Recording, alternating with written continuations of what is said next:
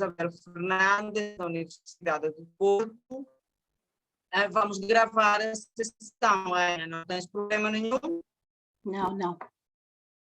Pronto, obrigada. Então, Ana Isabel Fernandes, da Universidade do Porto, mas eu pedi, nós temos aqui o seu CD e vamos apresentá-la, obviamente, como uma convidada de honra que é. Eu pedi ao Dr. Rainer Souza, que é o nosso coordenador do ensino de português na Venezuela, para fazer a apresentação da nossa convidada, por favor. Dr. Rainer, aqui.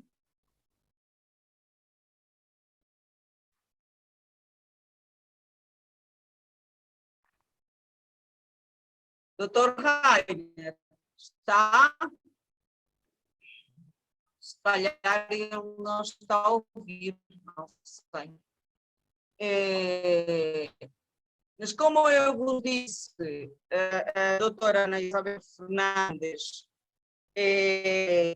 da Universidade do Porto, ela casou com a Universidade do Porto. Ela é do Norte e estudou na Universidade do Porto e trabalha na Universidade do Porto. Nós fomos colegas de aula na Universidade do Porto e ela é uma apaixonada pela área da fonética. Ela gosta imenso de trabalhar com fonética. É uma outra área que ela gosta, que é da criação de materiais didáticos, não é, Ana Maria? Ana Isabel, também sim. Gostas, não é? Gosto. Rainer, estás aí? Pronto, acho que o Rainer não está, vamos avançar. Ana Isabel é licenciada em Línguas e Literaturas Modernas na Universidade do Porto. Acho que o Rainer está conectado. Olá. Rainer, estás aí? Sim, olha. Olá, bom dia. Bom dia. Bom dia a todos. Peço desculpa que o meu computador não está a funcionar muito bem e estou ligado com o telemóvel. Mas não posso acender a câmara. Não posso acender a câmara porque a câmara do telemóvel estragou-se. Não está a funcionar muito bem. Peço imensa desculpa, professora Digna. Tudo bem. Olha, coisas que acontecem. Ainda vou tentar, para não demorar mais, vou tentar depois começar a palestra, vou tentar novamente conectar-me com o computador. Se não der, ficarei somente com o telemóvel. Está bem, pronto. Muito obrigada por estar aí. Então, dizia que Ana Isabel é licenciada em Línguas e Literaturas Modernas da Universidade do Porto, tirou também a sua especialização como professora de português na estrangeira na Universidade do Porto e o seu mestrado em ensino de português como língua segunda e língua estrangeira também na Universidade do Porto. Ana Isabel é autora daquele curso que eu promocionei da outra vez, não sei se se lembram, do curso para estrangeiros, um curso de introdução ao português, é um curso de nível básico e que vários dos nossos alunos fizeram e gostaram imenso. Foi um material muito interessante, foi uma aprendizagem muito bonita para os nossos alunos da UCV e acho que não só, houve outras pessoas que também gostaram. Bem, Ana Isabel, bem-vinda à nossa sessão de hoje. Agradecia que continuasses as tuas tens de coisas a acrescentar, imagino, sobre ti, sobre o teu trabalho.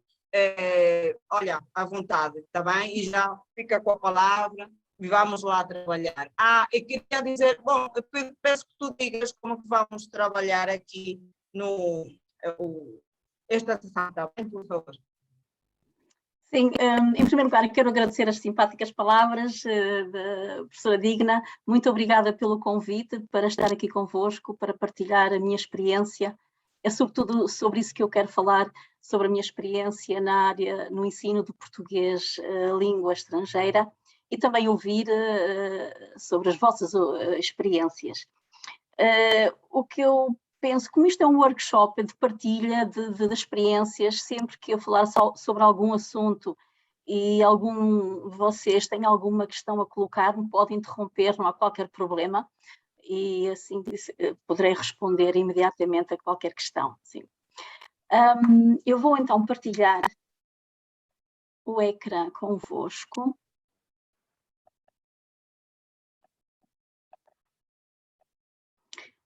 E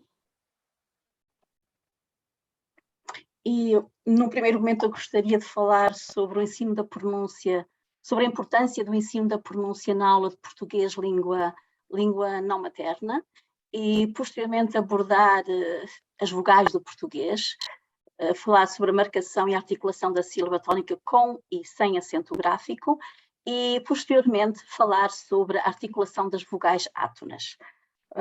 No ensino de português língua estrangeira, observa-se inúmeras vezes que, apesar dos alunos possuírem uma competência comunicativa muito grande, a sua mensagem não é veiculada, em parte devido a uma deficiente marcação da sílaba tónica, mas também a uma incorreta articulação dos sons. Muitos deles têm meses e até anos de aprendizagem, possuindo a competência comunicativa apropriada ao nível em que estão inseridos, no entanto, revelam-se pouco eficientes na discriminação e produção dos sons, com um desempenho desadequado do nível em que estão inseridos. Esta dificuldade é transversal a vários níveis e compromete, por vezes, a comunicação com falantes nativos, né? Rapidamente, os nossos alunos, quando começam a estudar português, verificam que a marcação da sílaba tónica e a articulação dos sons, nomeadamente das vogais, constitui um grande obstáculo no seu percurso de aprendizagem. Então, uma questão central que se coloca é o que é a pronúncia. A pronúncia é o uso do sistema sonoro na fala e na audição. E todo o ensino de línguas envolve o ensino de pronúncia, pois se é verdade que uma criança aprende a pronúncia da língua que a rodeia, sem ser formalmente ensinada, salvo raras exceções, um adulto tem de aprender a pronúncia da língua-alvo, da língua que está a aprender. Não é? E cada língua possui uma organização muito específica do seu sistema de sons.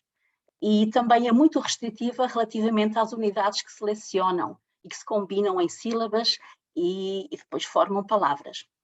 E se os aprendentes estrangeiros conhecerem o sistema fonológico das línguas, da língua, nomeadamente, neste caso do português, da língua que estão a aprender, da língua-alvo que estão a aprender, se conhecerem o sistema fonológico, se conhecerem como se combinam as diferentes unidades, eles saberão associar o mesmo som a grafias diferentes. Por exemplo, ao som G correspondem as grafias G em girafa, S em mesmo e J em janela. Também poderão saber associar sons diferentes a uma mesma grafia. Ao grafema S, nas seguintes palavras, correspondem sons diferentes: sapato, mas e mesa. Porque muitas vezes as dificuldades dos nossos alunos não são de natureza articulatória. O que eles desconhecem é, não sabem atribuir a um determinado grafema o som correspondente. Por isso é muito pertinente e justifica-se e é necessário, para além de um treino fonético, os alunos aprenderem o sistema fonológico do português europeu, neste caso do português europeu. Quais são então os objetivos do ensino da pronúncia? De acordo com Munro e Derving, os aprendentes devem ser consciencializados da importância de uma boa aquisição e encorajados a atingir o seu potencial máximo. De facto, é muito importante que os alunos tenham consciência dos sons. E ter consciência dos sons significa que o som, antes de estar na boca, antes de ser articulado, tem que estar no cérebro. E para estar no cérebro tem que haver muita discriminação auditiva. Muito ouvir, discriminar. Claro que repetir também é importante, mas não poderá haver uma transformação de hábitos físicos em hábitos cognitivos. Tem que haver uma transformação de hábitos físicos em hábitos cognitivos.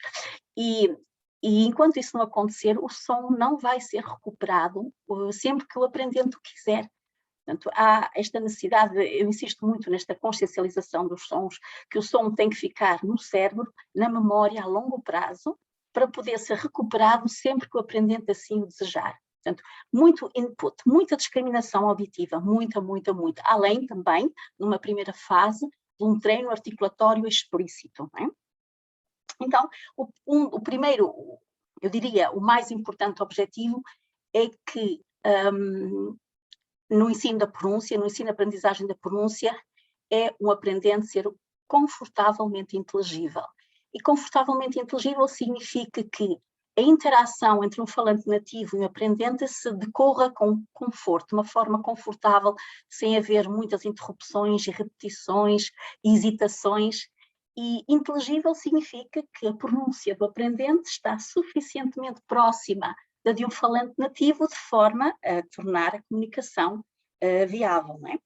Isto não quer dizer que falar com uma pronúncia estrangeira seja um indicador de má pronúncia. Muito pelo contrário, não é um indicador de má pronúncia. A pronúncia deve ser inteligível, porque quando os alunos têm uma articulação exagerada dos sons, ela também surge, aparece-nos como sendo artificial e afetada. Isso também não é agradável, não é? Então, o objetivo do ensino da pronúncia é a inteligibilidade. E quando ensinamos pronúncia, devemos ter em conta vários aspectos. Um dos aspectos são as características segmentais, e aqui nós damos atenção aos sons isolados, às vogais, às consoantes e às suas propriedades. Não é? Falamos sobre o ponto de articulação dos sons. O ponto é o ponto em que a língua, que é um articulador ativo, entra em contacto com outros articuladores passivos, que pode ser o palato ou os lábios. O modo de articulação também é abordado quando ensinamos treino articulatório, e aqui tem a ver com se houver um bloqueio total do ar, as consoantes serão oclusivas, se houver apenas um bloqueio parcial, serão fricativas.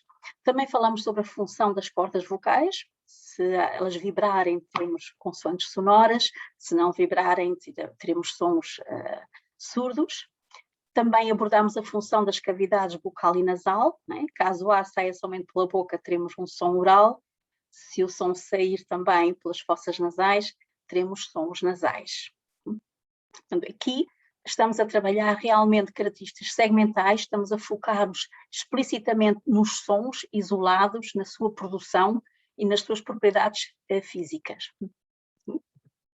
Além das características segmentais, não nos podemos esquecer das suprassegmentais, porque as novas abordagens, fonético-fonológica, tenta combinar as duas porque são extremamente importantes e revelam-se muito eficazes na melhoria da competência comunicativa dos alunos, nomeadamente na pronúncia. Não é? Temos de ter, então, abordar as características suprassegmentais, que são unidades mais amplas. Por exemplo, falamos na ligação das palavras. Queres um chá, que o S em final de palavra sabemos que se articula ch, mas quando está entre vogais, este som ch pronuncia-se z. Então, quando dizemos queres um chá, no português padrão, dizemos queres um chá. Já não dizemos queres um chá, porque ninguém fala assim, não é? Queres um chá? No entanto, quando o S está antes de uma consoante sonora, este ch em final de palavra articula-se j, não é? Queres 2 bolos? Queres 2 bolos? E em final de palavra, antes de consoante surda, não é? O T e o Q, o S articula-se sh. Queres 3 cafés? Então, também temos de dar atenção a estes aspectos, porque muitas vezes os alunos não entendem as frases, porque nós juntamos todas as palavras e eles ouvem uma amálgama de som e não conseguem distinguir as palavras. E eu chamo a atenção. Muitas vezes eu digo, mesmo que vocês não realizem desta forma, é importante haver um treino auditivo para estas realizações dos falantes nativos. e habituarem-se pouco a pouco a discriminar e a compreender. Não é? Queres um chá? Queres 2 bolos? Queres 3 cafés? Sim. Outro aspecto a ter em conta, e no qual eu também insisto, porque eu falo da minha experiência e do que eu faço, é a marcação da sílaba tónica, de que vamos falar mais adiante um pouco, e insisto muito nisso, porque muitas vezes a mensagem não é veiculada devido a uma deficiente marcação da sílaba tónica. Por exemplo, a palavra maçã, as palavras maçã e massa, muitas vezes os sons são bem articulados, mas a sílaba tónica é mal marcada e então há confusão entre estas duas palavras. Secretária e secretaria, aqui, distingue significados, não é? E público e publico, do verbo publicar, e trabalharão e trabalharam. Quando os alunos veem as palavras escritas é uma coisa, mas quando as ouvem e quando têm de as dizer, é necessário haver uma correta marcação da sílaba tónica. A entoação também é um aspecto a dar atenção quando trabalhamos com os nossos alunos. Eles trabalham juntos, é uma frase criativa, eles trabalham juntos, é muito importante fazer esta diferença. E também as gêmeas, a Paula e a Bela, passaram o fim de semana comigo, são 4 pessoas, mas as gêmeas, a Paula e a Bela, passaram o fim de semana comigo.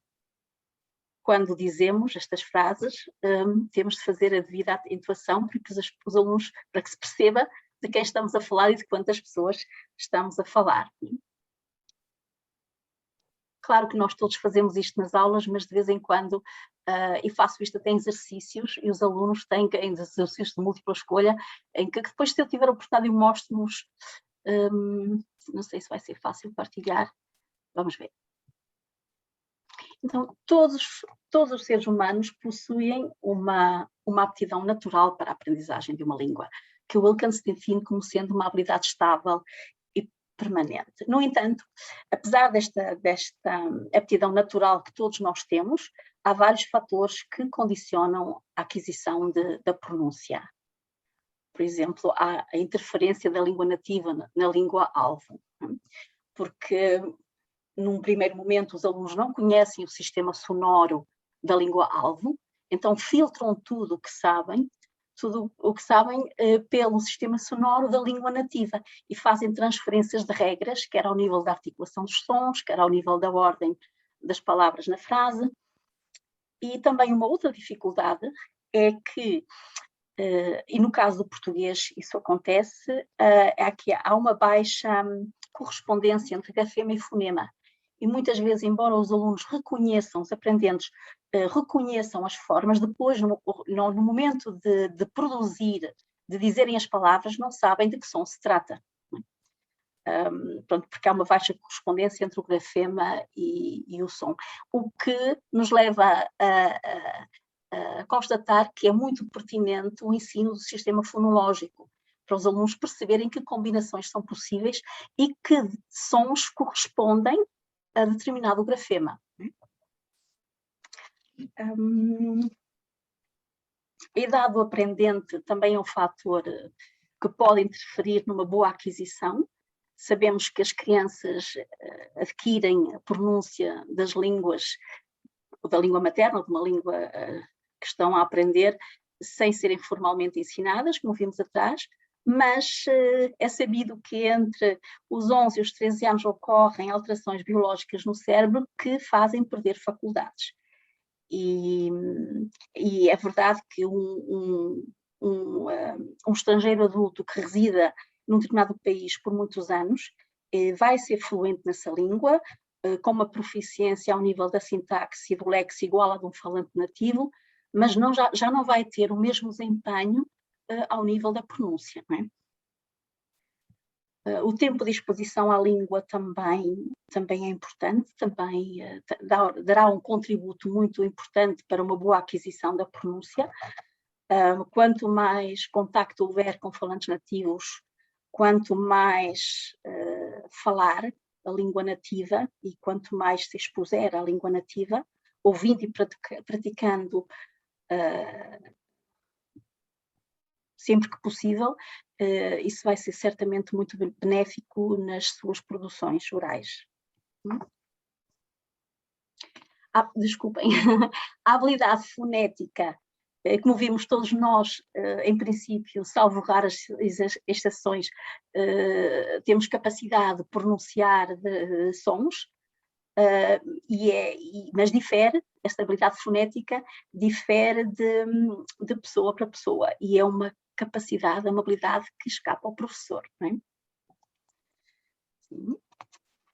A atitude também é muito importante, porque se eu tiver um sentimento de pertença ao lugar onde estou, ao país onde estou, se eu me identificar com a comunidade e me quiser integrar, mais facilmente será adquirir a pronúncia da língua que estou a aprender, não é? E a motivação também é muito, muito importante. Alguns alunos têm uma grande preocupação com a pronúncia, sendo muito autocríticos e pedindo muito ao professor que os corrija. Muitas vezes hesitam em falar porque sentem que não são perfeitos e têm um grau de exigência muito grande. Por outro lado, outros alunos menosprezam a relevância da pronúncia, atribuem uma importância secundária e mostram-se muito pouco motivados para a sua aprendizagem, não tendo consciência de quão importante é uma boa pronúncia. E quando eu falo em boa pronúncia, estou sempre a pensar numa pronúncia inteligível para uma boa comunicação e para evitar mal-entendidos, não é? Entramos aqui num outro aspecto, que é o papel do professor no ensino da pronúncia. É um facto que, o Estatuto do Ensino da Pronúncia está longe de ter o Estatuto do Ensino da Gramática e do Vocabulário na aula de língua, e o tempo despendido, o esforço e tempo despendidos no seu ensino diferem de professor para professor, e muitas vezes não há atividades, exercícios de aprendizagem da pronúncia na sala de aula. No entanto, as novas abordagens adotadas atualmente reconhecem a importância do ensino da pronúncia e o seu contributo para uma comunicação eficaz. Há então consonância de que, quanto à relevância do seu ensino, e considerando-se fundamental consciencializar os alunos da importância de uma boa aquisição. E os alunos devem ser encorajados a dar o seu potencial máximo, que até pode ultrapassar o mínimo exigido para uma boa inteligibilidade, mas também não se vê vantagens em fazer crer ao aluno que o desempenho idêntico ao de um falante nativo pode ser alcançado, porque um esforço em vão pode dar lugar a uma desmotivação e uma frustração, sendo muito importante que nós, como professores, tracemos objetivos muito realistas para os nossos alunos. E acentuar bem que o objetivo do ensino da pronúncia é atingir um nível elevado de qualidade, mas não a pronúncia nativa, mas sim serem inteligíveis. Por outro lado, o papel do aluno é, como facilmente se constata, fundamental, não é? É fundamental em todo este processo. É importante que ele esteja receptivo à ajuda do professor e ciente que é corresponsável na aprendizagem da pronúncia. Por muito habilitado que um professor e dedicado que um professor seja, sem uma participação ativa e atenta do aluno, atento ao seu próprio desempenho, procurando melhorar a sua pronúncia, dificilmente haverá progressos. O papel é fundamental, o papel do aluno, não é? A sua motivação, o seu empenho, e ter a consciência de que realmente uma boa pronúncia é fundamental para uma comunicação inteligível. Sim. Gostaria, nesta pequena apresentação mais teórica, de tecer algumas considerações finais. Ao contrário do que acontece na aprendizagem de outros conteúdos ensinados na aula de língua estrangeira, os bons resultados na aquisição de uma boa pronúncia não são imediatos, não é? É necessário muito empenho, treino auditivo e prática articulatória para se atingir um bom nível de discriminação auditiva e um bom desempenho oral. Por vezes é um trabalho moroso, que requer paciência, persistência por parte dos alunos, que frequentemente ficam frustrados quando os progressos tardam em aparecer. Por isso, o ensino precoce e sistemático do ensino sonoro da língua-alvo, aprendendo sem quaisquer conhecimentos, é muito benéfico e deve começar no nível mais baixo de ensino. Nós ensinamos, nomeadamente, eu ensino treino articulatório no nível A1.1. Muitas vezes os nossos alunos estão a praticar sons, estão a praticar palavras, a articular palavras cujos significados conhecem, mas eu digo-lhes num primeiro momento não é importante, nem quero que se distraiam, e num primeiro momento é importante a articulação dos sons e a marcação da sílaba tónica, mesmo que eles não compreendam a palavra. É um exercício quase mecânico em que eu quero que todo o foco vá para a articulação dos sons. É um trabalho, portanto, contínuo e sistemático que não se esgota num curso, e o treino articulatório deve começar no nível mais baixo de ensino, como disse, mas a pronúncia deve ser mudada e aperfeiçoada nos níveis seguintes. E desde o primeiro momento da aprendizagem, os alunos devem ter a possibilidade de ouvir e falar a língua-alvo e constatar quão importante é o contributo de uma boa pronúncia para a inteligibilidade da mensagem. E com isto encerro a minha primeira parte, esta reflexão sobre a pronúncia. Não sei se tem alguma questão a colocar.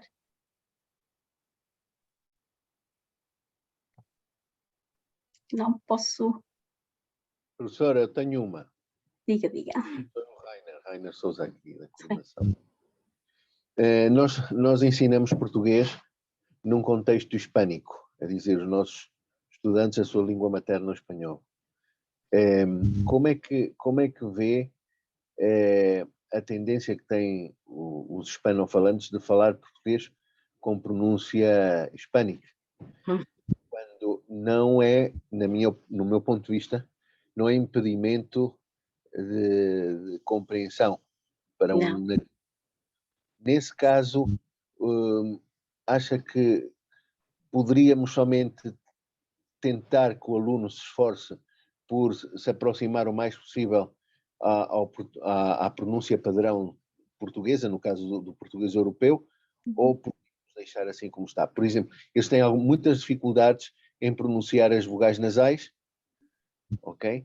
O C e o H no castelhano tem uma fonética, uma realização fonética diferente do português.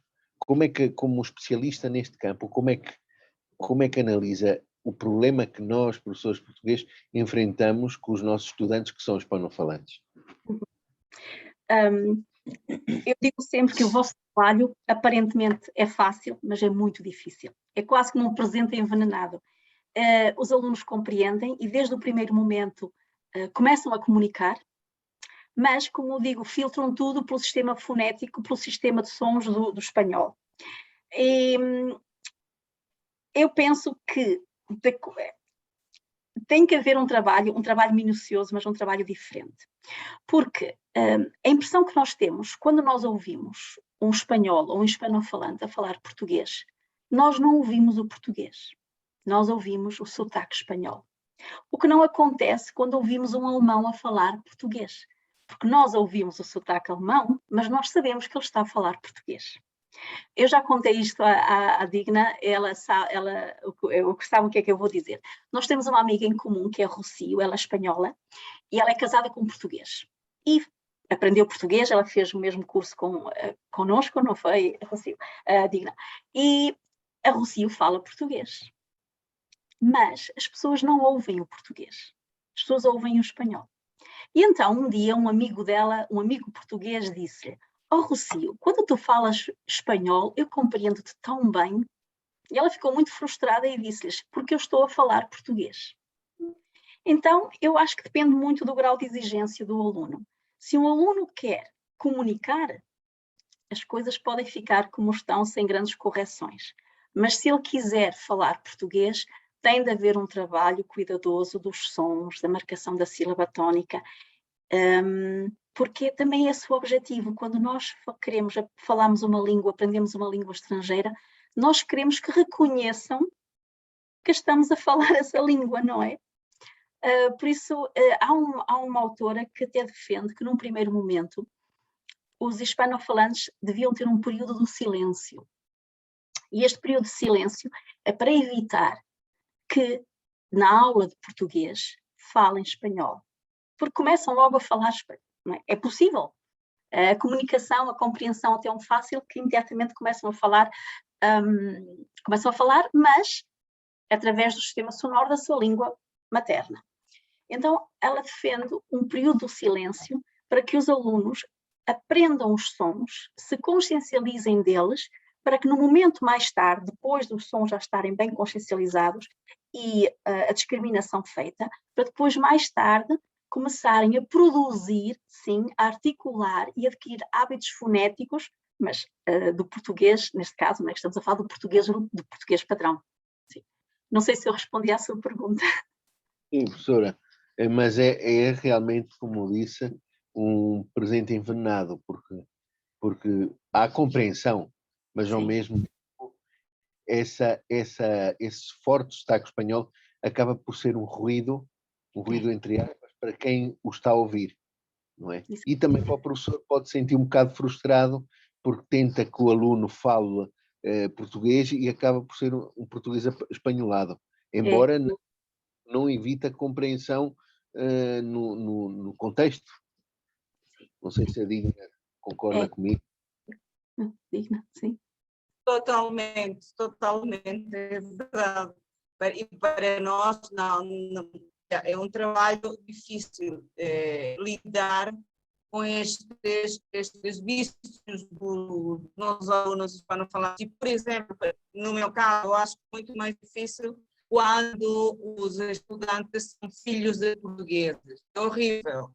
Eles chegam à sala de aula convencidos de que falam português, é tão difícil convencê-los do contrário, ainda reaprender coisas olha, é porque eles vêm com essa convicção de que falam português e falam portunhol, a maioria. E é complicado, é mesmo complicado pela proximidade das línguas. Não é? Essa proximidade não sempre é positiva. Estou a ver aí mãos levantadas, algumas pessoas querem fazer perguntas. Maria Teresa Gomes, a professora Maria Teresa. Por favor, Maria Teresa. Sim, bom dia, como estão? Queria começar agradecendo à doutora Ana Isabela por este workshop, que realmente para mim é muito oportuno, não? Muito, muito oportuno. Já vou dizer porque tenho muitas dúvidas, mas muito agradecida, realmente. Um dos aspectos que queria salientar é que a pandemia veio mudar ou pôr-nos mais obstáculos, mais desafios aos que já tínhamos na sala de aula, não?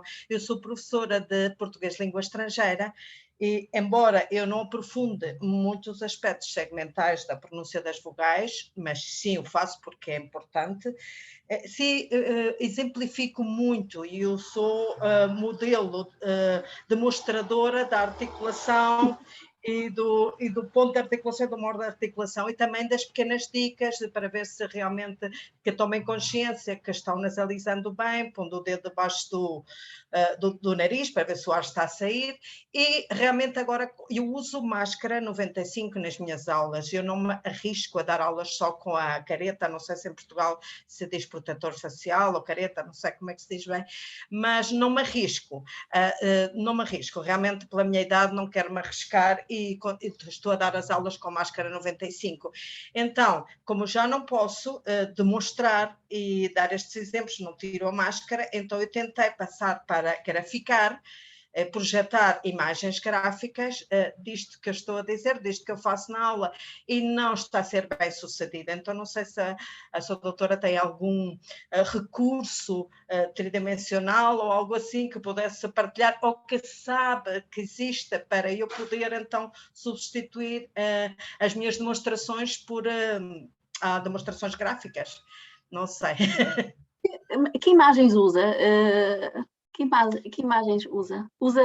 aquelas que se usam, se usavam na universidade, não sei se continuam a usar, em que vê-se a entrada do ar e então exemplifica, e quando para determinada vogal, determinada consoante, onde é que se dá o ponto de articulação, sim. São as imagens clássicas que se conseguem em Google, e que se usava antigamente na universidade. Eu não sei se são essa professora Digna, se tem recursos, também adoraria que partilhasse, não sei. Na realidade, isto é um aspecto muito importante. Os alunos só conseguem ter consciência do som se conseguirem visualizar o ponto de articulação, nem que seja mentalmente, porque é muito difícil, porque no caso das vogais, e que nós vou falar sobre isso a seguir, na articulação das vogais é muito importante os alunos perceberem que a diferença entre as diferentes vogais tem a ver com a abertura da boca e com a elevação da língua. Portanto, e isso é algo que é difícil de ver, não é? Tirando os sons mais como O e O, mas de facto a consciencialização do som, e nós precisamos disso, e tem que ser trabalhado. Eu vou-vos mostrar uma imagem que é um pouco de um dicionário fonético que nós temos na Faculdade de Letras e que tem uma imagem dinâmica, mas não é perfeita. Mas, na verdade, o aluno precisava, para se consciencializar dos sons, perceber onde é que ele é articulado. Visualizar, nem que seja visualizar, eu ponho a língua aqui, ou abro a boca, ou fecho um pouco mais, visualizar a articulação do som. A consciencialização do som, quando falamos disso, passa por isso.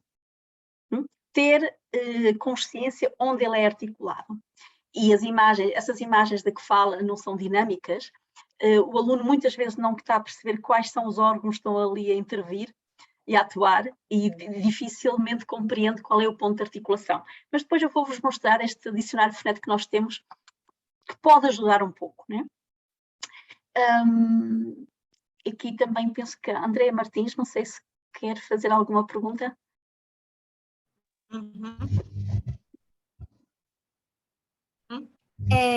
Bom dia. Bom dia. Conseguem ouvir-me? Sim, sim. Ok.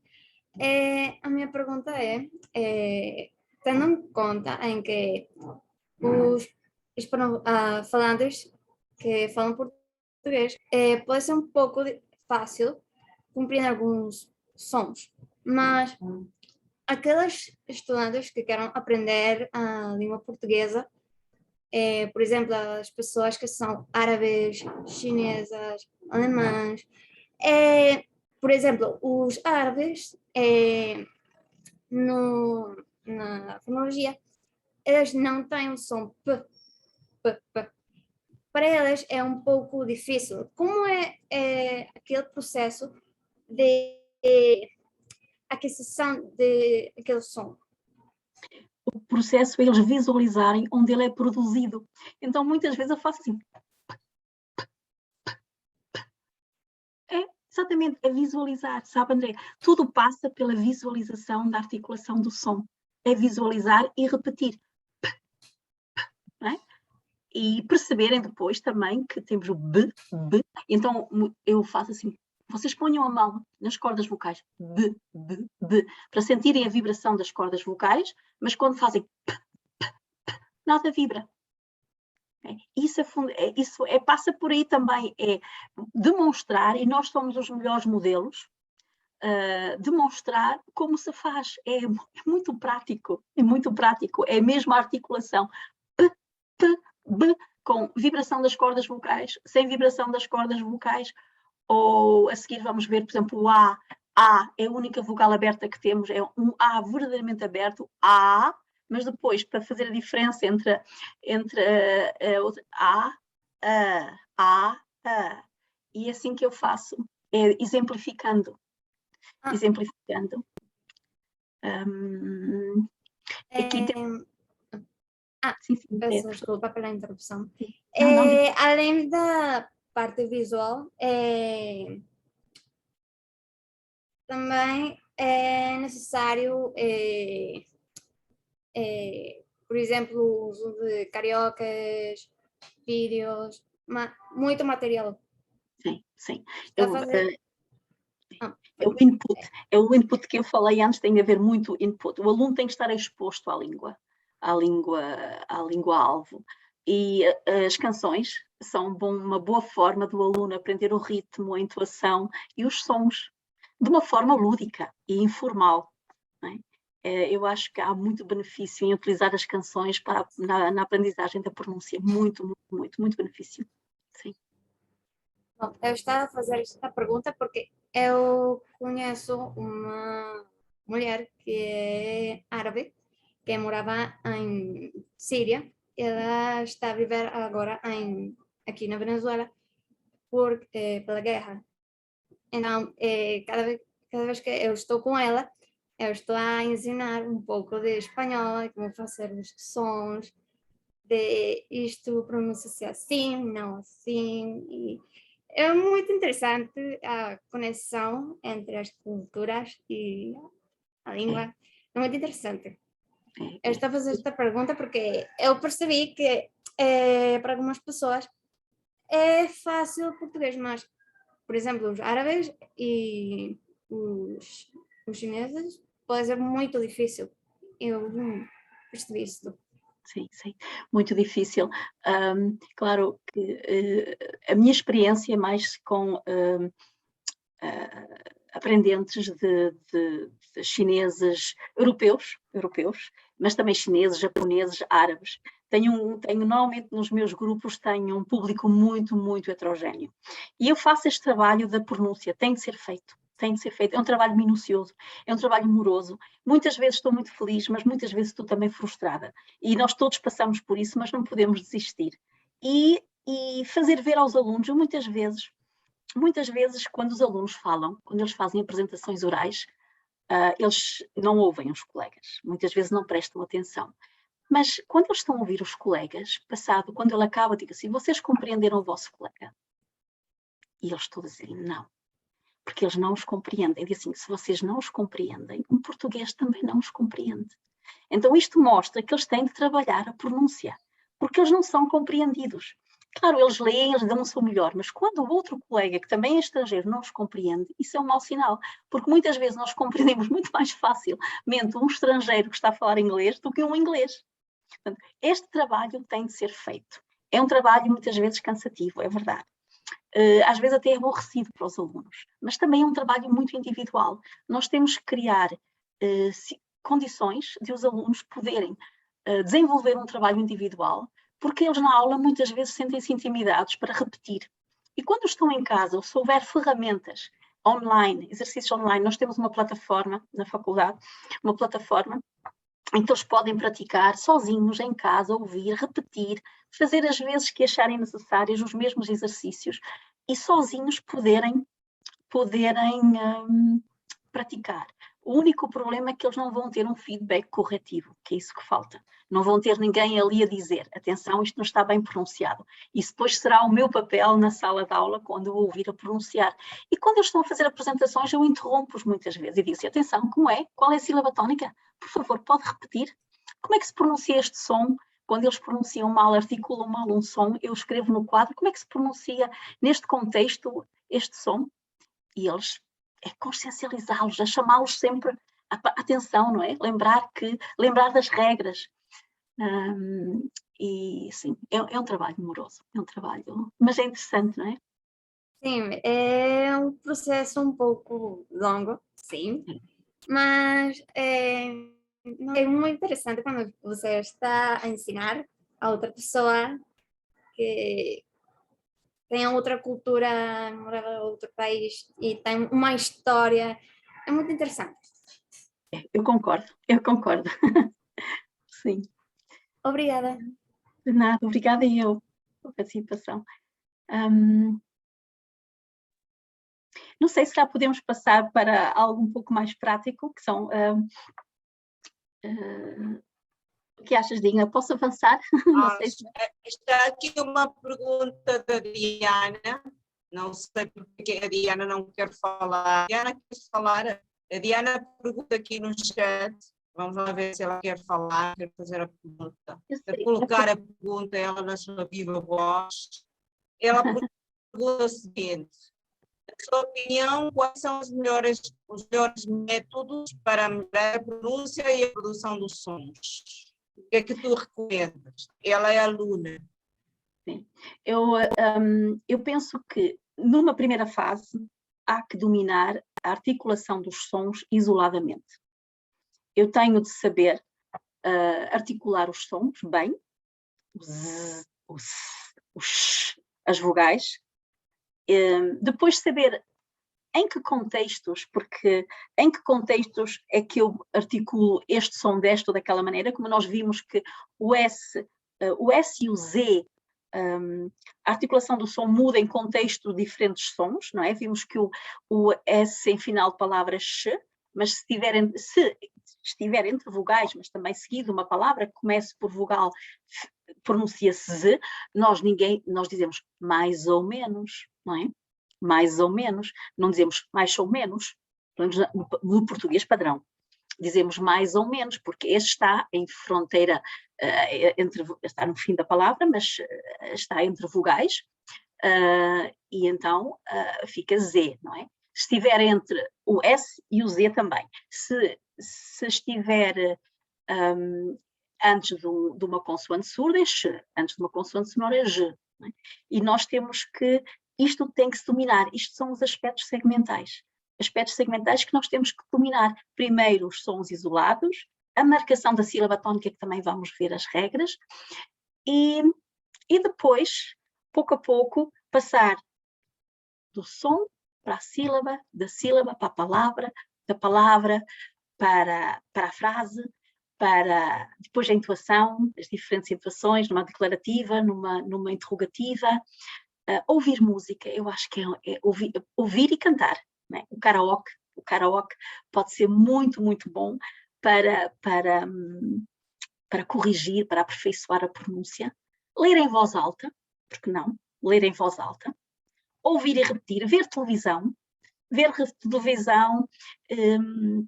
ouvir rádio, ver televisão é muito bom para discriminar, para treinar o ouvido, não é? Mas também tentar imitar os portugueses. Há momentos, ouvimos dizer que os vossos estudantes muitas vezes acabam por falar portunhol, não é? Eu digo aos meus alunos, vocês imitem os portugueses como os portugueses imitam os espanhóis, porque os espanhóis, todo o português pensa que fala espanhol, porque sabe dar aquela entoação, aquela musicalidade. Vocês façam o mesmo, tentem de imitar os portugueses quando falam, não é? E sim, são várias estratégias e a música penso que é uma delas. E falar com portugueses, isso é... Temos aqui um bom exemplo, não é, Digna? Que tem uma pronúncia fantástica. Obrigada. Digna, é muito bom. É muito eu falo sempre, eu gosto de falar e de imitar os portugueses, porque, de facto, atualmente, quando eu comecei a estudar português, os professores diziam: vocês têm de falar tal qual como falam os portugueses. É claro que nós não vamos conseguir falar como um nativo, né? Mas ele é o modelo, temos de imitar o máximo possível, né? Aproximar-nos o mais possível da fala deles, sem dúvida nenhuma. Para ser inteligível, porque falar com um sotaque estrangeiro não é sinal de má pronúncia, não é? Exatamente. Exatamente. Estou aqui a ver a pergunta de Marinel Gamboa, que pergunta se uma pessoa de 65 anos poderia aprender ao mesmo ritmo que uma de uma criança. Em princípio, não. Mas há sempre exceções, porque nós vimos que a idade é um fator impeditivo sabemos que é mais difícil aprender, quanto mais velhos somos, mais difícil é aprender uma língua estrangeira. Mas há sempre exceções. E na minha experiência letiva, eu já vi pessoas com 65 anos, com 50, com 70, a aprenderem muito bem e jovens de 18, 19 anos a terem muitas dificuldades. Não é? Isto é o que diz a literatura, que quanto mais velhos somos, mais difícil é. Mas há sempre exceções. Agora, normalmente uma criança adquire a língua, um adulto aprende a língua. O ideal seria adquirir também, quase como por osmose, mas na verdade isto é mais difícil, nem todos, não ocorre com todos, não é? Nem todos conseguem aprender tão facilmente uma língua, mas há sempre exceções, Marinela, não é? Há sempre exceções. A motivação é o mais importante. Havendo motivação, tudo se consegue mais facilmente. Se não houver mais nenhuma pergunta, eu posso avançar para a segunda parte. Sim, a segunda parte ainda não é a segunda parte. A segunda parte é sobre começo a falar sobre as vogais do português europeu.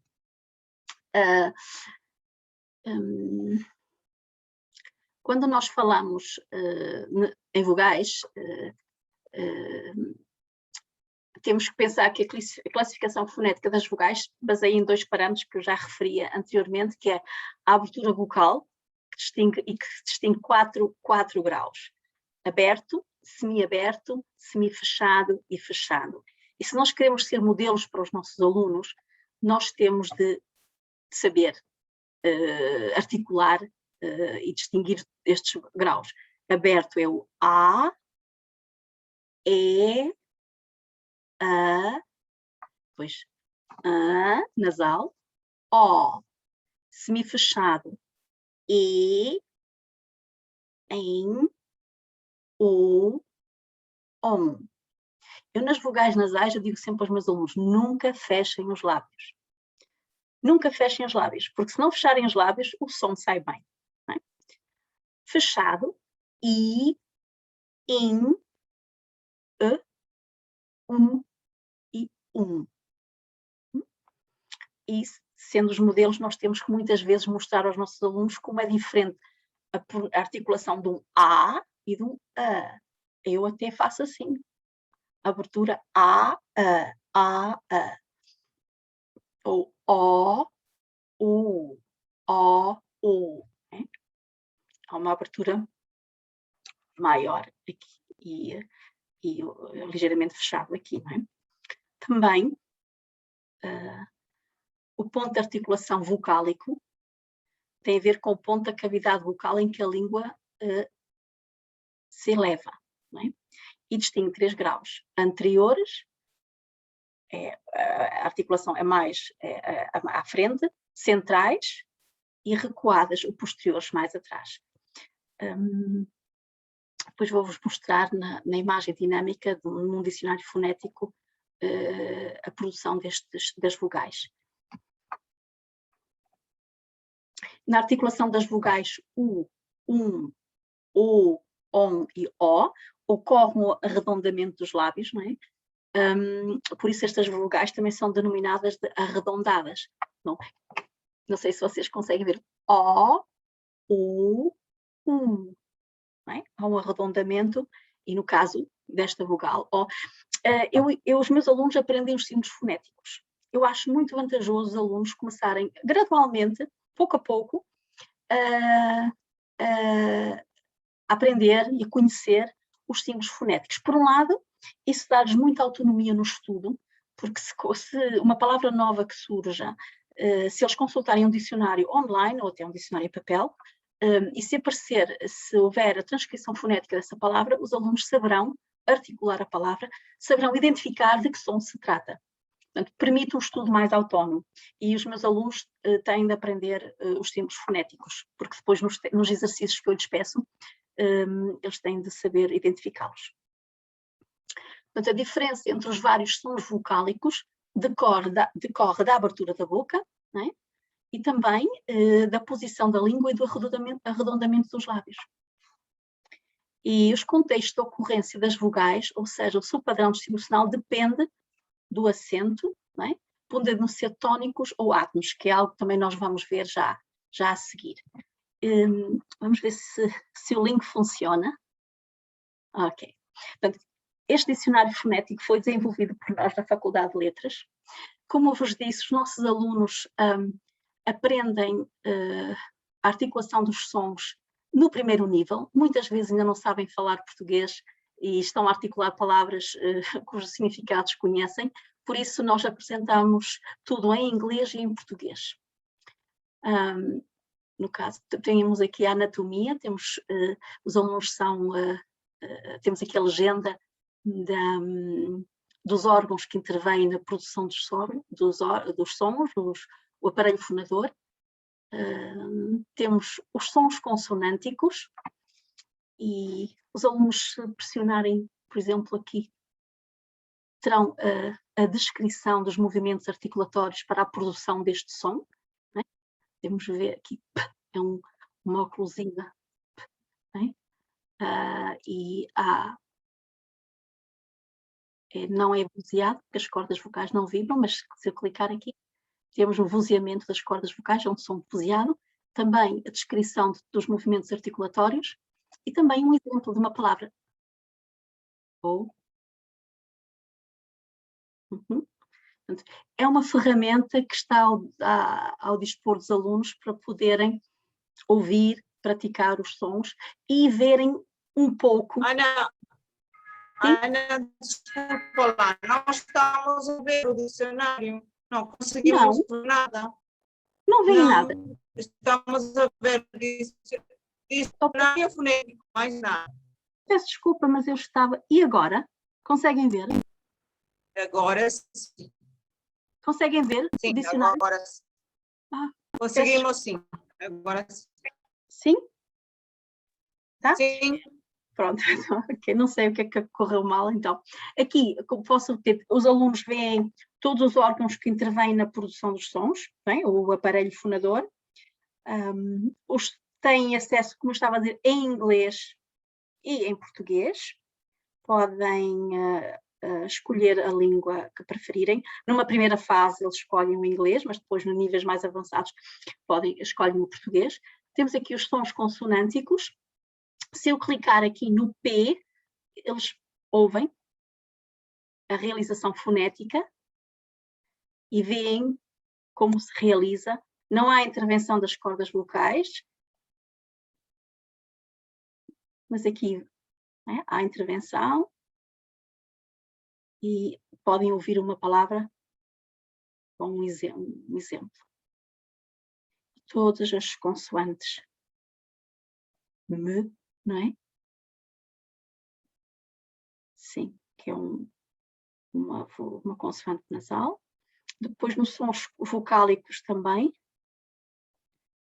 temos aqui a descrição dos movimentos articulatórios para a produção do I, um exemplo, e vê-se um pouco o que acontece, não é? Porque, na verdade, eu consigo, é mais fácil produzir um som se eu sei como colocar, como usar os articuladores, se levo a língua à frente, se a língua está em repouso. É uma forma dos sons de se aprenderem a articular. Devo dizer que esta imagem não é perfeita, porque o ideal seria termos uma imagem de frente para os alunos perceberem a abertura das vogais, se são abertas, semiabertas, ou mais fechadas, ou se há arredondamento dos lábios. Mesmo assim, penso que é uma ferramenta útil e que, neste momento, é uma ajuda.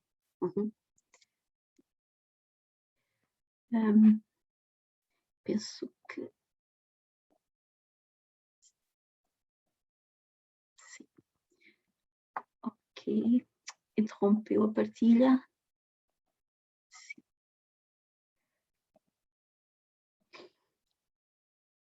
Conseguem ver? Conseguem ver? Estamos a ver outra vez o dicionário fonético, mas não. Agora, a marcação da sílaba tónica com acento grave. Exatamente. O segundo ponto que eu gostava de falar convosco é sobre não podemos falar de vogais, não podemos falar da articulação de vogais sem falarmos da sílaba tónica, porque sendo tónica ou átona, a articulação da vogal é diferente, não é? Então, normalmente, eu explico aos meus alunos, eu começo sempre por ensinar a marcação das palavras com acento gráfico.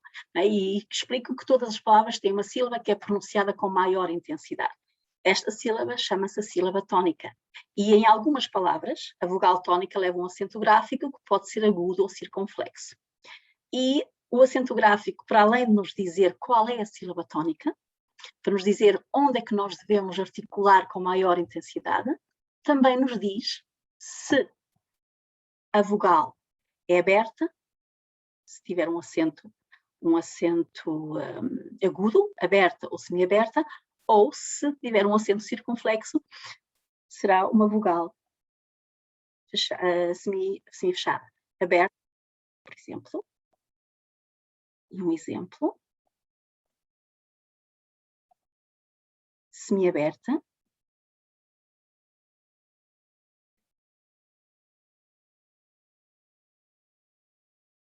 Ótimo. Então temos duas informações. Onde acentuar e como acentuar. Normalmente dou-lhes também mais uns exemplos para eles poderem ouvir e repetir. E chama a atenção sempre para a transcrição fonética, para o símbolo fonético de cada som.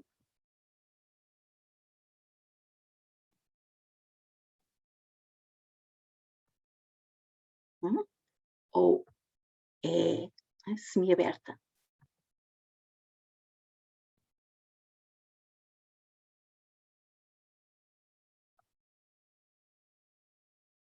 Também.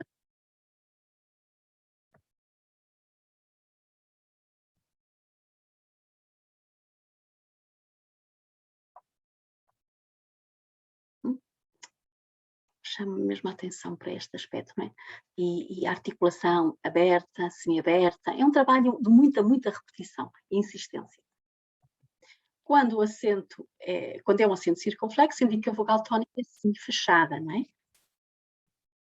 E depois chama a atenção para A aberta, A semi-fechada.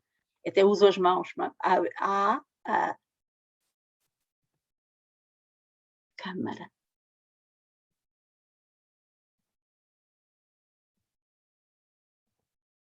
E aqui entra então a dificuldade, avó, avô, não é? E é necessário repetir muito.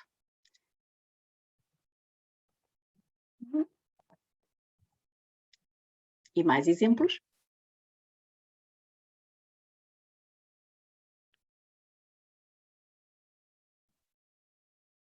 Ou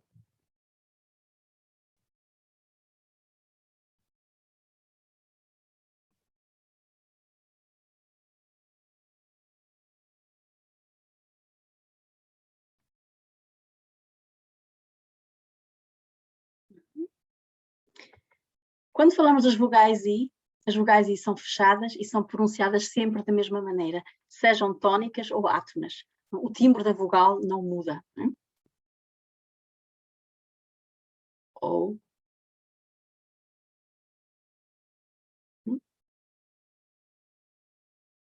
mais exemplos?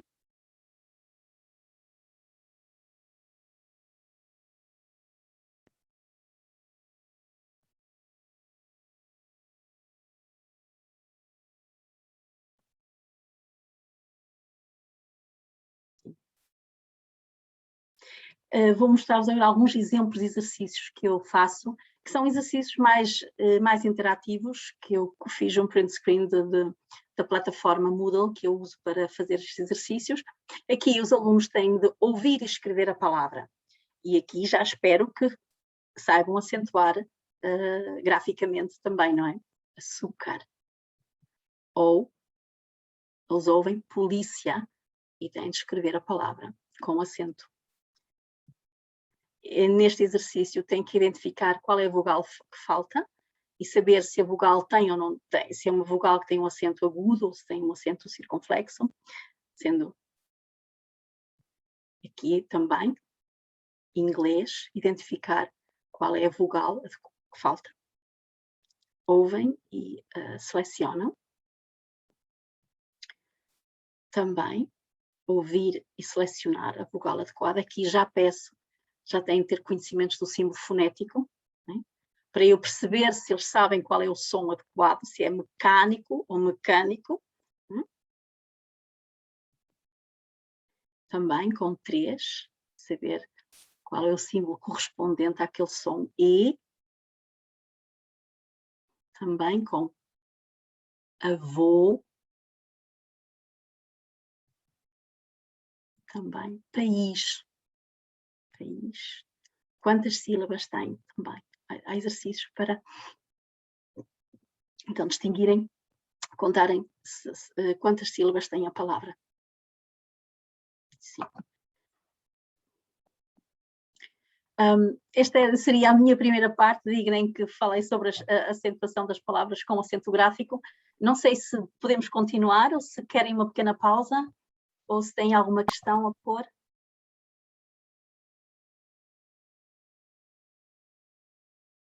A Maria Teresa perguntou há pouco se o dicionário é de domínio público.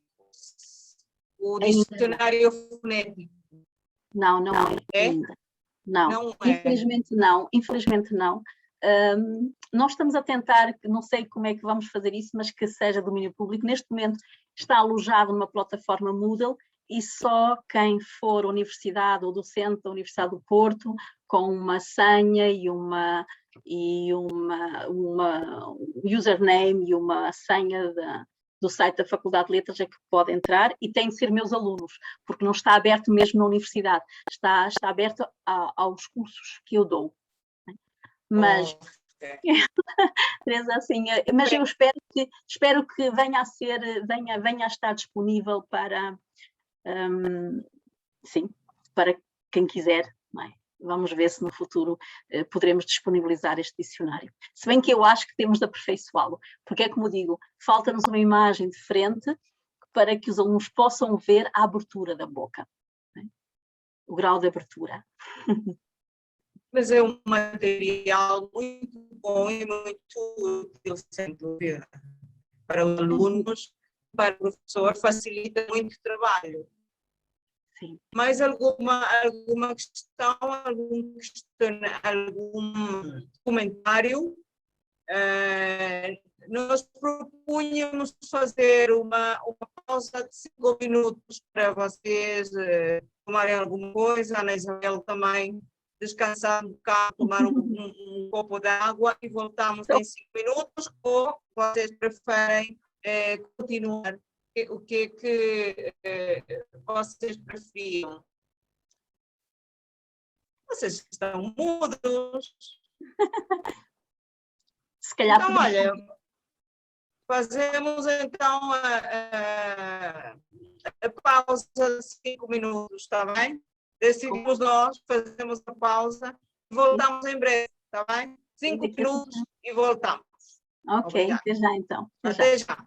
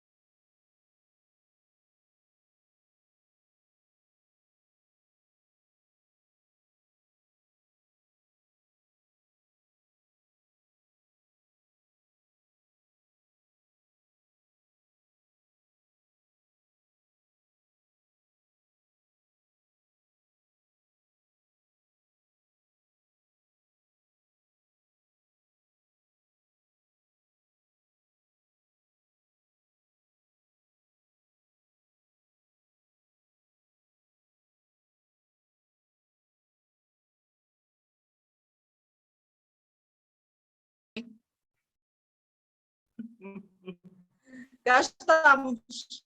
Vamos iniciar esta segunda parte, então. Quero lembrar aos nossos alunos que devem fazer apontamentos e que acho que a partir dessas primeiras reflexões que fez a doutora Ana Isabel Fernandes, olha, acho que há muita coisa aí que nós podemos, que nós lembramos quando das correções que eu faço quando estamos na sala de aula, quando eu envio as correções, por exemplo, relativamente à sílaba tónica, por exemplo. Em espanhol, democracia, né? E em português é democracia. E eles, né, esquecem. Então, dizem democracia, será, etc. Há várias palavras assim. Há uma mania deles dizerem ontem. Eles não dizem ontem. A maioria não diz ontem, diz ontem. Ou seja, essa marcação da sílaba tónica, sempre estou a insistir a fazer questão nisso. Atenção, que a sílaba tónica de ontem é ontem. Da democracia é ia, não é cá. E essa interferência do espanhol realmente entorpece muitas vezes. Portanto, sim, um aluno deve ser sensibilizado para estas coisas. E eu agradeço imenso esta palestra, porque este workshop vai, sem dúvida, contribuir para os alunos refletirem mais sobre estes assuntos. Então, pronto, Ana, podes continuar. Bem, obrigada. E deixa para o próximo tema, que é a marcação da sílaba tónica sem acento gráfico. Porque anteriormente vimos a marcação da sílaba tónica com acento gráfico. E os alunos facilmente identificam a sílaba tónica porque veem o acento gráfico, veem um acento, o grave ou o acento agudo ou o acento circunflexo. Mas muitas palavras não têm acento gráfico. E para os nossos alunos estrangeiros coloca-se a questão, nas palavras acentuadas graficamente, que sílaba acentuar e como pronunciar a sílaba tónica. Não é? Porque há muitas palavras que não têm acento gráfico. E então, que sílaba acentuar com maior intensidade e como pronunciar a vogal tónica. Vamos começar por abordar esta primeira questão. A marcação da sílaba tónica sem acento gráfico. Podemos, quando as palavras nas palavras não marcadas graficamente, podem ser acentuadas na penúltima sílaba ou na última sílaba, dependendo da sua terminação. Temos aqui um exemplo de uma palavra acentuada na penúltima sílaba, como telefone, não é? E na última sílaba, hotel. Mas aqui há uma regra. Não é? Então, quando uma palavra não tem acento gráfico e termina como as palavras abaixo, termina em A ou AS, como sala, salas, termina em E ou ES, cidade ou cidades, O ou OS, garfo, garfos, EM ou ENS, imagem, imagens, ou termina em ão, gostam, a sílaba tónica é a penúltima. E eu aqui não falo em plural, porque nós temos nos verbos eu falo, tu falas, termina em S, não é? Ele fala, nós falamos, eles falam. Não é? Então, esta é a regra que eu dou aos meus alunos para a acentuação das palavras que não têm acento gráfico e que terminam desta maneira, desta forma. E depois chama a atenção para... Não é? É quase que toda a energia vai para esta sílaba. Casa.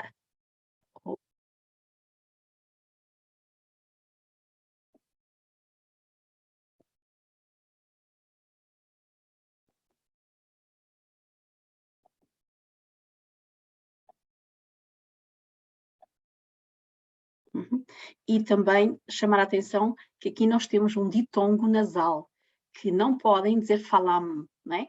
Não podem fechar os lábios, não podem, é falam. Exemplos de exercícios também, eles ouvem a palavra e têm de identificar a sílaba tónica. Falam, é. Ou telefone, caderno, paragem. Neste caso, neste exercício, vamos repescar os conteúdos dados anteriormente e eles já têm de selecionar qual é a vogal, se a vogal tem ou não tem acento, a vogal tónica, não é? Telefone, ou ovo, shampoo, ótimo.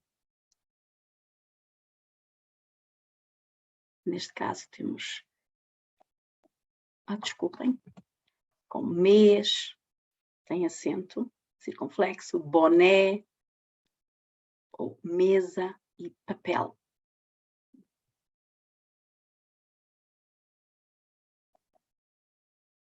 Outro exemplo, tem de selecionar a vogal adequada para cada palavra, com ou sem acento. A outra regra refere-se às palavras, tem em conta as palavras que não têm acento gráfico e terminam em I e S, ali, abris, vós abris, não é? U ou US, menu, menus, ou IM, INS, pudim, pudins, ou ou UNS, algum, alguns, e as palavras terminadas em L, R, Z, papel, diretor, feroz. Se os alunos souberem estas regras, já sabem acentuar a sílaba tónica em palavras não marcadas graficamente. E também um pouco, mais alguns exemplos. Oh, desculpe, foi muito rápido. Então.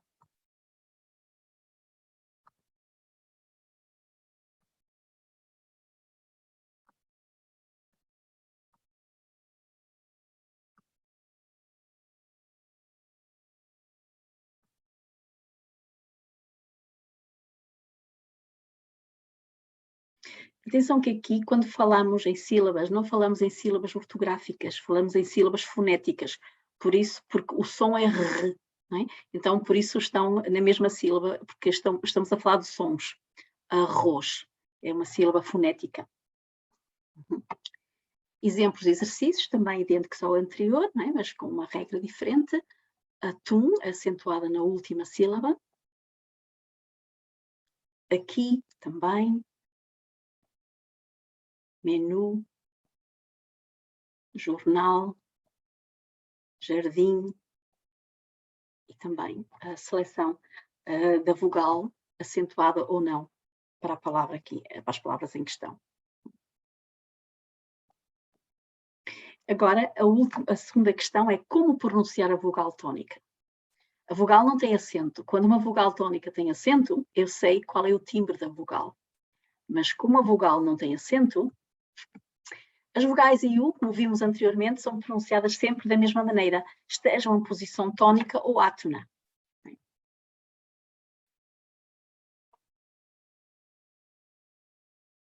O som não muda.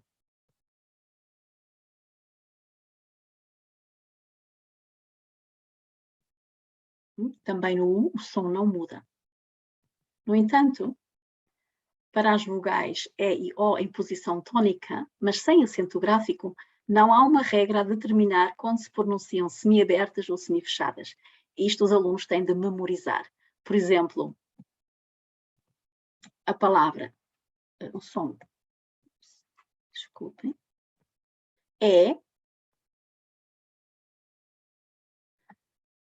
ambos os S são tônicos e a pronúncia é semiaberta. No entanto, também são tônicas, mas o som é semifechado. E não há regra para dizer quando um E que é tônico, quando um E que é tônico se pronuncia E ou E. Não há regra. Os alunos têm de memorizar. Outro exemplo.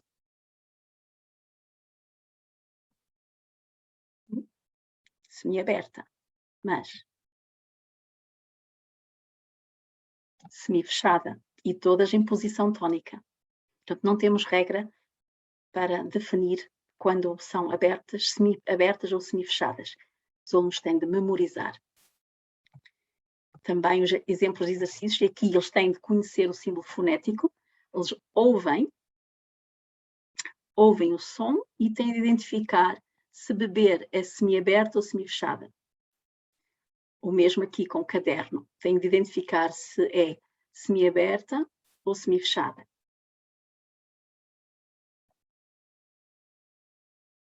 Também com O ou O, bolo, se é semi-aberta ou semi-fechada. Eles ouvem. E também com bola, semi-aberta ou semi-fechada. Todo este treino pode parecer difícil, mas alguns habituam-se e começam a ter consciência da importância desta discriminação auditiva. O A, em posição tónica, é pronunciado aberta, como em casa e falar. No entanto, há algumas exceções que gostaria de vos deixar em que o A é tónico, mas a pronúncia é A. Por exemplo, para. O A está em posição tónica, mas não se diz para, exceto no verbo parar, mas também já não é acentuada, não é? Para, mas aqui é para, a preposição.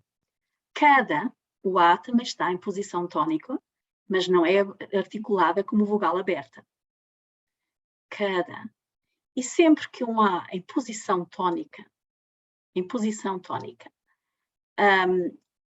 estiver antes de uma consoante nasal, M, N ou N, a articulação é cama, banana, banho, semi-fechada. Isto é uma regra. Por isso dizemos falamos, nós falamos. E o acento é facultativo no pretérito perfeito, porque há quem articule falamos.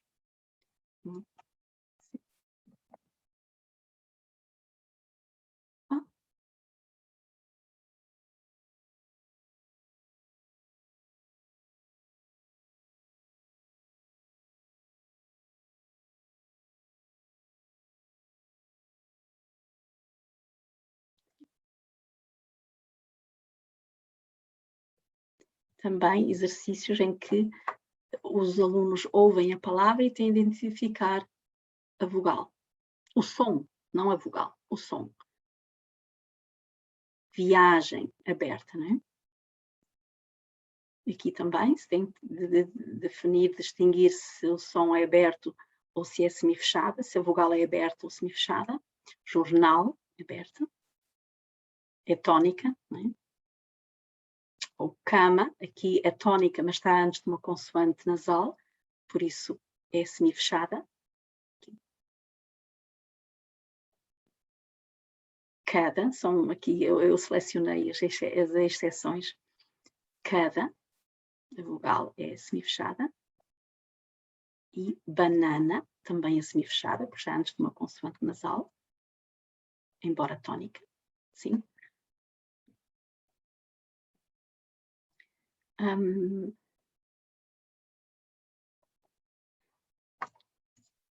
Vamos agora falar sobre a articulação das vogais átonas.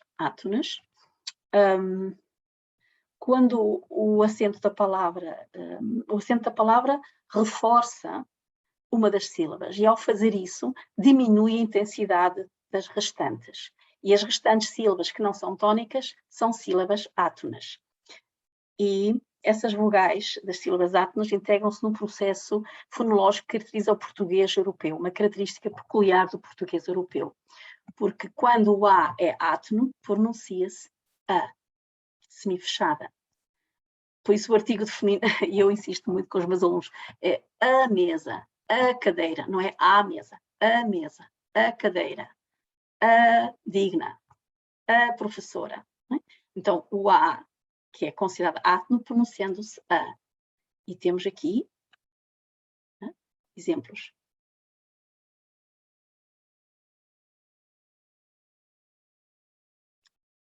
Em final de palavra ou sílaba.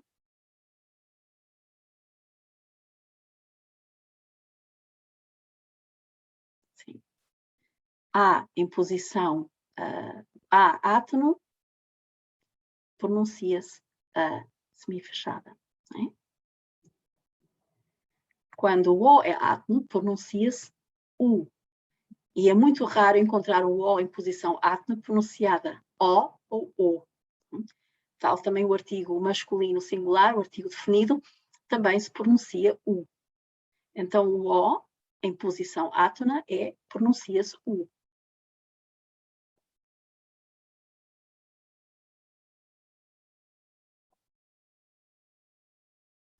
Em final de palavra ou sílaba.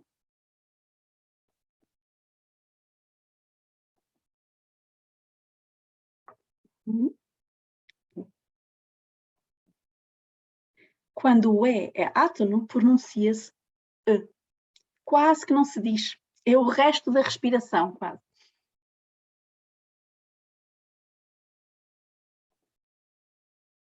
Telefone, telefone.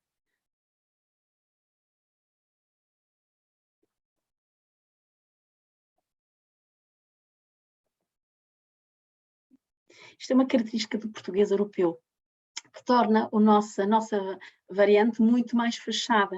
Porque, na verdade, quando as vogais são átonas, elas reduzem, ficam mais fechadas. Quase que não as dizemos. Por isso, o português é menos inteligível, o português europeu, do que o português do Brasil, que é muito mais vocálico, mais aberto. Né? Gostei de vos apresentar estes exemplos que demonstram como o som muda quando uma vogal que é tónica passa a átona. Portanto, o timbre ou a qualidade da vogal é uma propriedade física que distingue as vogais tónicas das átonas. Entre a vogal tónica deste primeiro grupo de palavras e a mesma vogal da segunda palavra, nesta coluna, há uma correspondência, porque elas têm há uma relação semântica entre ambas. No entanto, a qualidade das vogais é diferente. Aqui é tónica, dizemos A, é aberta, fábrica. Mas quando temos a palavra em posição átona, é fabricar. O A, que é aberto, passa a semifechado. Fábrica, mas fabricar. Fabricar. Esta é tónica, por isso é fabricar. Porta, mas portão. O O passa a U. Em posição átona. Povo. Lembra-se que não há regra que nos diga quando é que é O, quando é que é O em posição tónica. Povinho. Passa a U. Festa, semiaberta, em posição tónica. Esta parte, em posição átona, é festejar. Festejar. Mesa, átona, mas mesinha. Se tivermos em conta estes aspectos todos combinados, se trabalharmos todos estes aspectos, no final nós vamos certamente melhorar a pronúncia dos nossos alunos. Porque há muito trabalho minucioso e se eles tiverem consciência da importância destes aspectos e de uma boa aquisição, de uma boa pronúncia para a mensagem ser veiculada, eu acredito que depois eles até têm gosto em falar a língua. E vão ver que comunicam com muito mais eficácia. Né? E com isto termino a minha apresentação. Muito, muito obrigada pela vossa presença e interesse.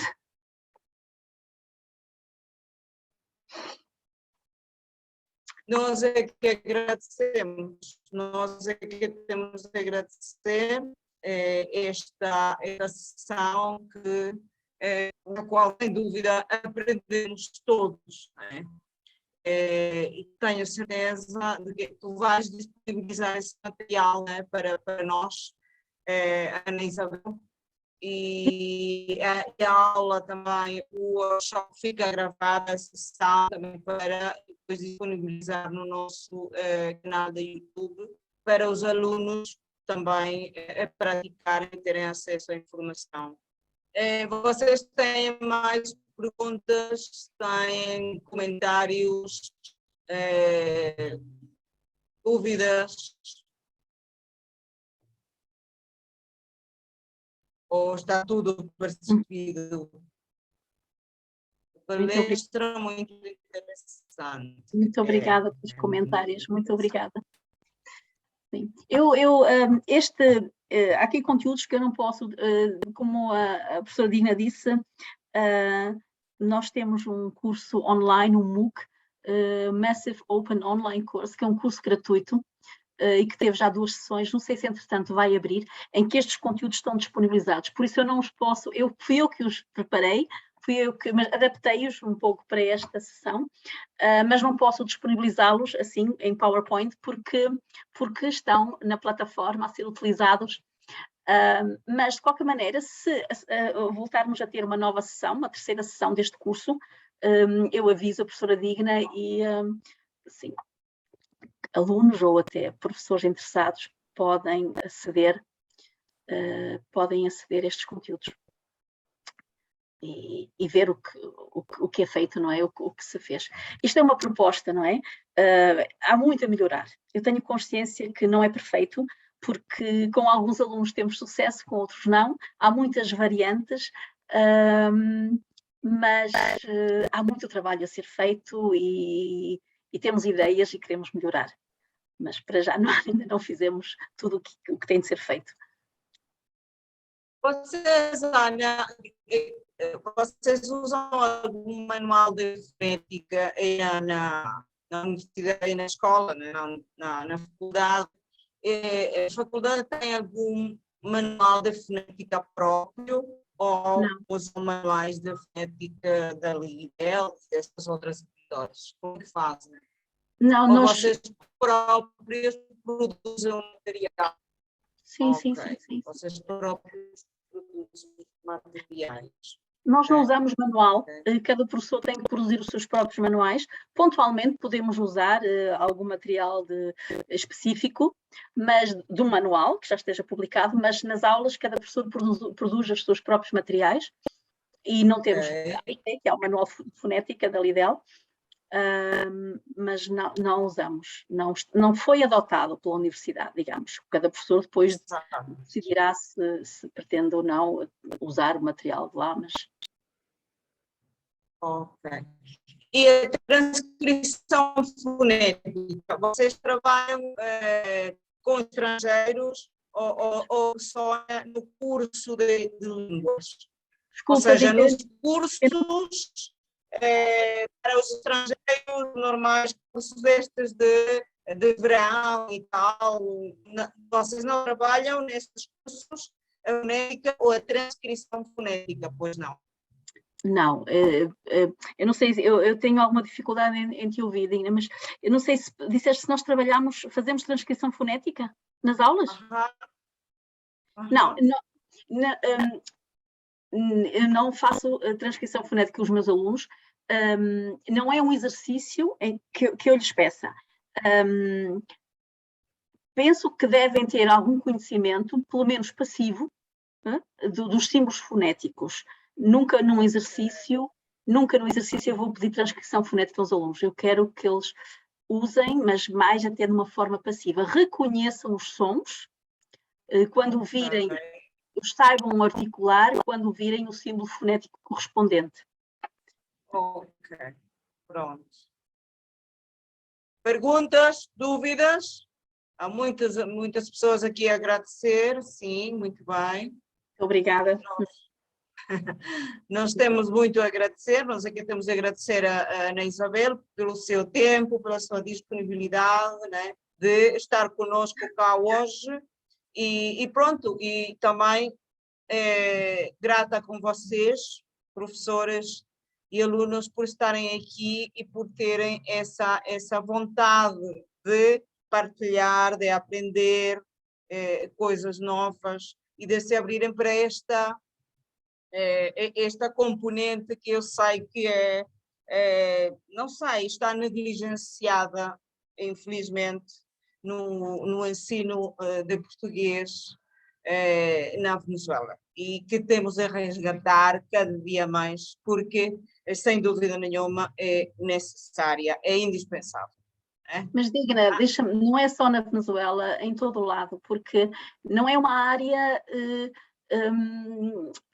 muito apetecível muitas vezes, e não há propostas didáticas também, não há muita ajuda ao professor nem formação, portanto é uma área difícil de trabalhar, exige paciência, exige dedicação e trabalho, não é? Mas pouco a pouco eu acho que nós temos, quando não sabemos, temos de ir arriscar. Eu também comecei assim, pouco a pouco, ia aprendendo, fui pesquisando, fui fazendo coisas, fiz exercícios, depois achei que devia corrigi-los, corrigi, portanto isto é um processo, é um caminho que se faz.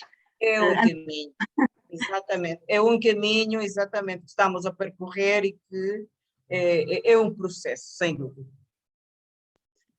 Bem, então, mais uma vez, muito obrigada, Ana Isabel, obrigada a todos, tenham todos uma feliz tarde já, e Ana Isabel, quase a noite, não é, Isabel? Ainda são 4h10, ainda é cedo. Ok, bem, então muito boa tarde. Um beijinho e, bem, estamos em contato, está bem? Obrigada. Falando, muito obrigada a todos pelo vosso interesse e participação. Bom dia. Exatamente. Boa tarde.